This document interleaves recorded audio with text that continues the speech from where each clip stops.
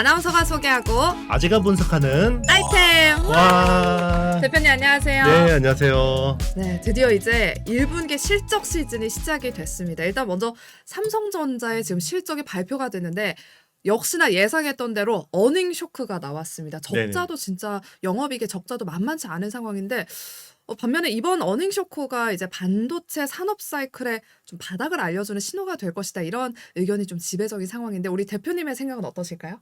네, 뭐 저는 주구장창 bad is good이라고 음. 이야기를 했었거든요. 맞아요. 실적이 흉흉하게 나오면 나올수록 이 사이클은 짧아질 수밖에 없다라고 보고 있고요. 어디 막 다니면 저한테 재고 되게 많이 물어봐요. 재고가 어때요? 메모리 오. 재고가 어때요? 네. 이야기하는데 메모리 반도체 재고하고 이제 그 스마트폰의 두뇌 역할을 하는 애플리케이션 프로세서 쪽은 재고가 상대적으로 아직까지 많은 편이에요. 그럼에도 불구하고 그러면 왜 자꾸 바닥이라고 추정을 하냐면 네. 다른 부품들이 조금 재고가 빠지고 있어요. 그래요? 예, 대표적인 게 이제 MLCC 같은 수동 소자, 음. 그리고 이제 디스플레이 드라이버 IC, 그리고 차량 반도체 같은 쪽은 이미 재고가 빠른 속도로 소진이 되고 있고, 원래 통상적으로는 이제 뭐 수동 소자 쪽 재고가 원래 메모리 반도체보다 좀 포행해요. 과거 네. 사례로 보면. 근데 이번에는 MLCC 같은 수동 소자 업체들이 재고 조정을 굉장히 빨리 돌입했어요.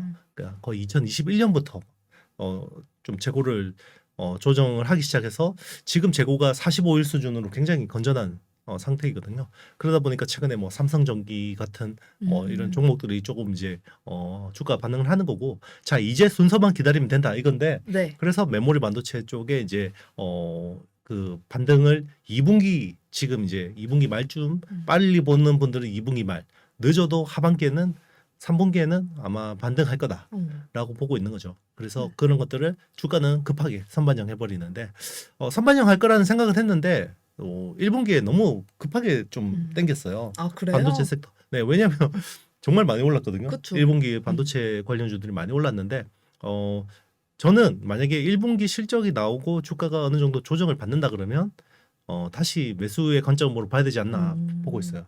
왜냐하면 하반기가 넘어가면요, 내년 업황을 땡길 거예요. 그쵸. 내년 업황은 저는 반도체 쪽은 되게 좋게 보거든요. 네. 네.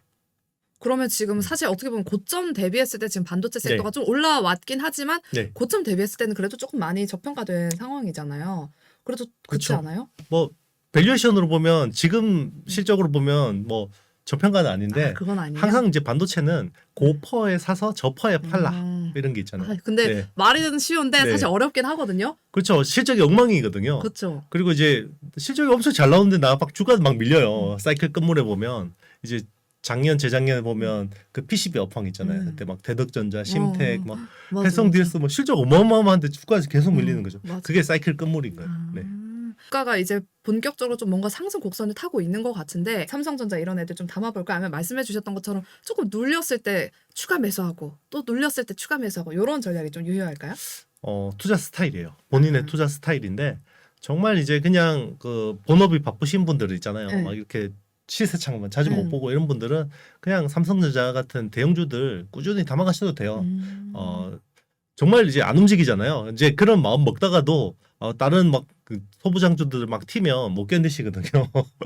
그럼에도 불구하고 내가 적금 든다라는 마음으로 강남 아파트를 쪼개서 산다는 마음으로 삼성전자를 담아가는 거는 굉장히 좋은 것 같고, 네. 그게 아니라 좀 이제 뭐 시세창도 보고 약간 뜨거운 심장을 가지신 네. 분들은 이 소부장주들 1분기 실적 나오고 좀 눌리면 충분히 매수 관점으로 보는 것도 괜찮다고 봐요. 네. 최근에 턴어라운드 네. 기대감으로 좀 반도체 섹터들의 주가가 조금 움직이는 것 같습니다. 투자 스타일에 따라서 잘 대응해 보시면 좋을 것 같고요. 그리고 이제 반도체 사이클 하면 이제 90년대는 PC, 그리고 2013년에는 모바일, 그리고 2016년에는 서버 클라우드 투자 붐으로 일어났던 슈퍼 사이클이 좀 연상이 되는 것 같은데 이제 그럼 메모리의 슈퍼 사이클은 없을까요? 그렇죠. 이게 예전에는 뭐 PC 사이클이나 모바일 사이클이나 클라우드 사이클이나 이게 시스템 반도체하고 메모리 같이 올랐잖아요. 같이 사이클이 갔잖아요. 네. 근데 이 코로나19 이후에는 사실은 메모리는 다 그냥 쩔어버리고 시스템 반도체만 갔거든요. 그래서 이제 이게 고쳐가 될 거다라고 이제 보시는 분들도 있는데, 네. 저는 그렇다고 보지는 않아요. 오, 그래요? 네. 왜요? 메모리가 공급 능력이 굉장히 취약해질 겁니다. 생각보다. 사람도 이게 큰 병을 한번 앓으면 체력이 예전 같지 않잖아요. 맞아요. 네. 그러면 그 큰 병이 작년 하반기부터 봤거든요. 올 상반기 만약에 회복이 된다 하더라도 공급 능력이 예전 같지 않을 거예요. 뭐 특히나 SK 하이닉스나 마이크론 같은 경우는 캐펙스 투자를 거의 절반 가까이를 줄여놨기 때문에 이게 이제 나중에 공급에서 큰 어떤 영향을 남길 거고, 그리고 삼성도 사실 뭐 지금 투자를 줄이지 않는다라고 하지만 결국 투자의 상당 부분은 시스템 반도체, 특히나 파운드리 쪽이거든요. 맞아. 지금 뭐 미국의 테일러 팹이라든지 평택에 지금 이야기하는 것들도 다 지금 뭐 향후 2025년 2나노를 가리키고 있거든요. 그리고 이제 지금 용인 정부에서 산단 뭐 준비하는 것도 결국은 시스템 반도체, 파운드리 쪽이에요, 투자가. 그러니까 이제 파운드리 쪽 투자는 시스템 반도체 쪽은 못 줄이면 결국 이제 뭔가 마른 속은 지었자면 결국 메모리 쪽을 줄일 수밖에 없을 거고, 그게 이제 공급에는 긍정적이다라고 보는 거죠. 네, 그러면 투자를 위해서 상승 사이클과 하락 사이클에서 좀 봐야 할 만한 그런 중요한 지표 같은 게 있을까요? 그렇죠. 이제 지금은 하락 사이클이니까 네. 지금 봐야 되는 지표는 재고예요. 재고가 얼마나 소진되고 있나. 빨리 소진되느냐. 네, 그렇죠. 지금은 이제 재고가 아직까지 줄지는 않고 있는데 재고 증가율이 감소하는 게 지금 오히려 의미가 있을 수도 있겠죠. 저 그럼 네. 궁금한 게 네. 재고 양이 줄어드는 게 중요한 거예요? 아니면 네. 재고가 줄어드는 그 속도가 중요한 거예요? 재고가 줄어드는 속도가 중요하죠. 재고가 증가해서 감소로 돌아서면요, 주가는 그 전에 뭐 벌써 반응하고 있어요. 아, 그래요? 네, 주식시장이 정말 똑똑하거든요. 와, 진짜 빠르다. 네, 그렇죠. 그래서 이제 뭐 이게 어떤 바닥을 지날 때는 절대 그 타이밍을 예단하는 것보다는 어떤 시간을 분할해서, 그리고 이제 자산을 분할해서 그 리스크를 해지하는 게 오히려 더 낫지 않나 생각이 들고 있고요. 뭐 이제 그게 어느 정도 지나가면 이제 상당 부분 주가는 금방 또 뭐 업황을 또 땡겨 오기 때문에 맞아. 바닥 맞출 수 있는 사람은 거의 없을 거예요. 그렇죠. 네. 신도 못 맞출 겁니다. 네네, 맞아요. 그럼 하락 사이클에서는 재고고 네. 상승 사이클도 네네. 우리 한번 미리 대비를 해서 네네. 상승 사이클에는 그렇죠. 뭘 봐야 될까요? 상승 사이클에서는 이제 가격을 봐야 돼요. 가격. 네, 가격이 중요한데, 가격도 뭐 스팟 가격도 중요하죠. 근데 고정 거래 가격이 중요한데, 그러면 고정 거래 가격이 크게 보면 서버 쪽이 있고 스마트폰, 모바일이 있고 PC 쪽이 있잖아요. 네. 지금 제일 중요한 거는 제가 봤을 때는 그 서버 쪽일 것 같아요. 네. 서버 쪽이 사실은 좀 변동성도 크고 사는 사람이 좀 제한적이잖아요. 근데 모바일은 정말 많은 어떤 스마트폰 메이커들이 많잖아요. 네. 그래서 지금은 상승 사이클에서는 일단 이제 그 흐름을 봐야 되는데, 근데 자기들의 고정 거래 가격이 얼마인지 이야기는 안 해준단 말이에요. 네. 그러면 어떻게 해야겠어요? 스팟 가격, 전체 시장의 5%밖에 안 되는 스팟 가격의 동향을 보고 어떤 그 고정 거래 가격의 네. 어떤 흐름을, 추이를 이제 관찰하는 거죠. 그게 보통 스팟 가격의 어떤 상승 하락 이 흐름이 한 달, 뭐 늦어도 2달 정도는 고정 거래 가격에 반영이 되는 그런 흐름이 있습니다. 상승 사이클에서는. 메모리 반도체 사이클이 조금씩 청신호로 바뀌고 있는 것 같습니다. 네. 반도체 사이클이 본격적으로 좀 상승 신호를 보일 때 우리 대표님께서는 한 어느 정도로 예상을 하고 계실까요? 물론 이게 정확하게 네네. 예측을 하기에는 사실 진짜 어렵지만 네. 그래도 우리 대표님은 인사이트가 좋으시잖아요. 어떻게 보실까요? 일단 저는 이제 공식적으로는 네. 다른 데 나가서는 하반기에 반등할 겁니다라고 보고 있는데, 사실 저는 좀 더 빨리 봐요. 그래서 2분기 중에 저는 바닥은 나올 수 있다고 봐요. 그럼 지금 4월부터 시작해서 지금부터요? 그렇죠. 저는 한 5월, 6월쯤에는 충분히 이제 재고 감소에 대한 시그널이 나올 수 있다고 보고 있고요. 충분히 가능성이 있다고 보고 있어요. 왜 그렇게 생각하시는 거죠? 왜냐하면 이제 일단 재고를 지고 있는 주체들이 중요한데, 네.